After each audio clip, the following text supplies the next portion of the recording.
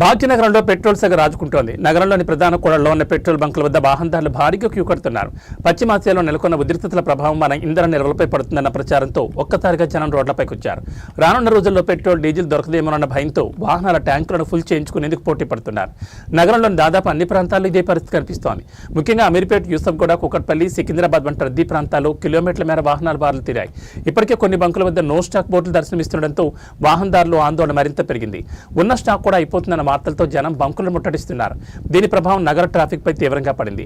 Petrol బంకుల వద్ద వాహనాలు రోడ్ల మీదకు రావడంతో సాధారణ ప్రయాణికులు గంటల తరబడి ట్రాఫిక్ జామ్లో చిక్కుకుపోయి నరకం చూస్తున్నారు. అమీర్పేట నుంచి యూసఫ్గూడ వెళ్లే మార్గం పూర్తిగా స్తంభించిపోయింది. అయితే ఈ గందరగోళంపై పౌర సరఫరాల శాఖ మరియు ఇంధన సంస్థల అధికారులు స్పష్టతనిచ్చారు. పెట్రోల్, డీజిల్ కొరతపై వస్తున్న వార్తలన్నీ కేవలం వదంతులేనని వారు కొట్టిపారేస్తున్నారు. నగరంలో సరిపడా ఇంధన నిల్వలు ఉన్నాయని ఎవరూ ఆందోళన చెందాల్సిన అవసరం లేదని విజ్ఞప్తి చేస్తున్నారు. సోషల్ మీడియాలో వచ్చే తప్పుడు ప్రచారాలు నమ్మి బంకుల వద్దకు రావద్దని, దీనివల్ల అనవసరమైన ట్రాఫిక్ సమస్యలు తలెత్తున్నాయని అధికారులు హెచ్చరిస్తున్నారు.